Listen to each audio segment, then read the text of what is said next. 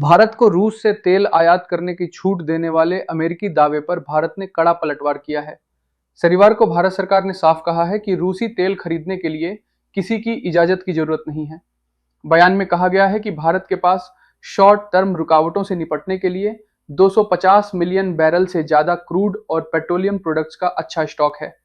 हालांकि भारत ने शनिवार को खाना पकाने के लिए इस्तेमाल होने वाले घरेलू liquefied petroleum gas LPG cylinder की कीमत 60 रुपए बढ़ा दी।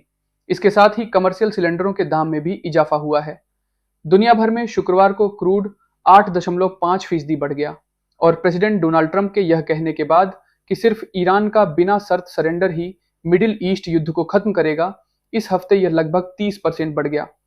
पीटीआई के अनुसार एक सीनियर सरकारी अधिकारी ने विपक्ष के आरोपों को खारिज करते हुए कहा कि भारत रूसी तेल खरीदने के लिए कभी किसी देश की इजाजत पर निर्भर नहीं रहा है और हालांकि अमेरिकी सैंक्शन की छूट जिससे रिफाइनर इसे खरीद सकते हैं टकराव दूर करती है, लेकिन यह देश की पॉलिसी तय नहीं करती है। अधिकारी ने कहा कि अमेरिका के ऐतराज करने और सेक्शन लगाने के बाद भी रूसी तेल भारत में आता रहा और उन्होंने 2013 में उस समय की कांग्रेस सरकार द्वारा अमेरिकी सैंक्शन के तहत तेल इंपोर्ट में किए गए एडजस्टमेंट का जिक्र किया।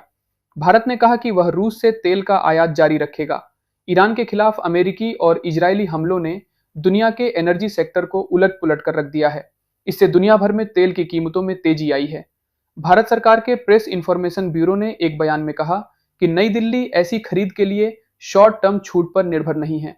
बयान में आगे कहा गया, भारत फरवरी 2026 में भी रूसी तेल इंपोर्ट कर रहा है और रूस अभी भी भारत का सबसे बड़ा क्रूड ऑयल सप्लायर है।